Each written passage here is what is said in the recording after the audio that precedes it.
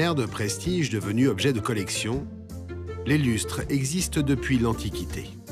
Baroque, Art déco, Art nouveau, ils ont traversé les siècles et ont besoin de retrouver leur éclat.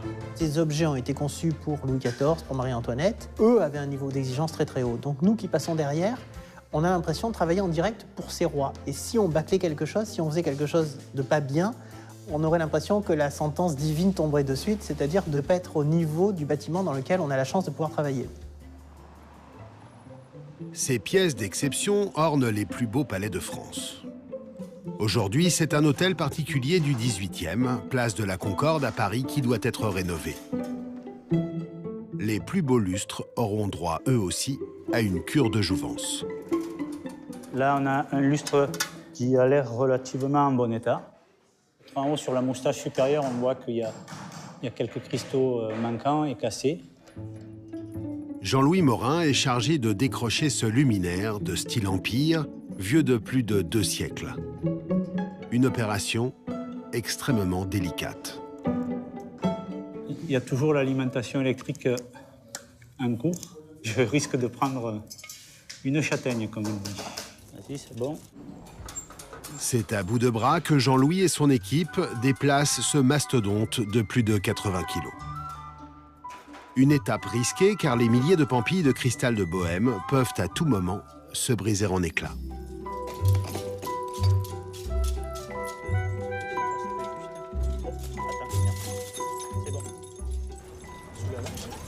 C'est à 700 km, au cœur du Luberon, que ce lustre va connaître une seconde jeunesse.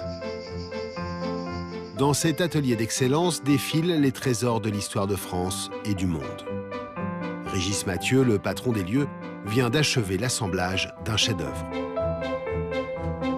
500 kilos et 5 mètres d'envergure. Ce lustre de la cathédrale Notre-Dame de Paris a été dessiné par l'architecte Viollet-le-Duc en 1862. Ce qui me plaît dans un lustre, en fait, c'est cette dualité entre le lourd et le léger. Quand on voit un nuage passer, on n'a pas l'impression qu'il y a des tonnes d'eau suspendues au-dessus de nous. C'est pareil pour un lustre, si vous voulez. Ce sont des kilos et des kilos. Et en fait, ils sont suspendus comme s'ils flottaient dans l'air.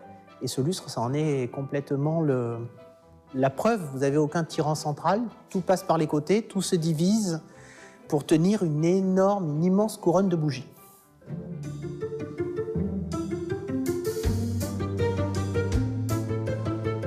Chaque année, 200 pièces exceptionnelles sont restaurées ici, comme ces lustres de la Galerie des Glaces de Versailles ou encore ceux du Palais de Monaco. 25 artisans leur redonnent vie. Première étape, le polissage. On va enlever toutes ces petites parties là de bronze et on va revenir travailler dessus là pour justement lui donner de l'éclat, une brillance. Grégory perpétue un savoir-faire qui date de la Renaissance. On voyage dans le temps et surtout on voyage avec nos maîtres, quoi, les personnes qu'on travaillait, quoi, les bronziers, les architectes, ceux qu'on dessinait.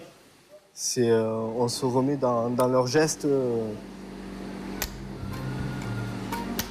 Certaines parties, elles, doivent être refaites à neuf, comme cette attache de lustre art déco.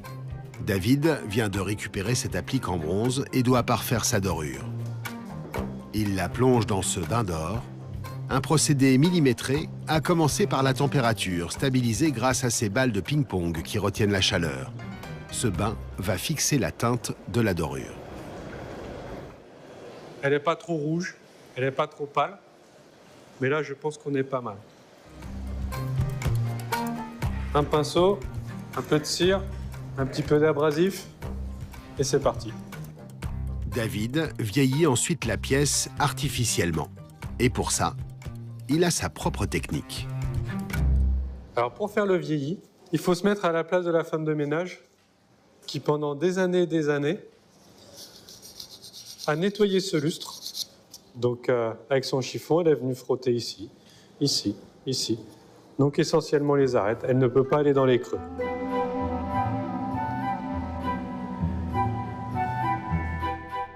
Après 300 heures de travail, les lustres retrouvent enfin leur splendeur. Ultime finition, l'éclairage.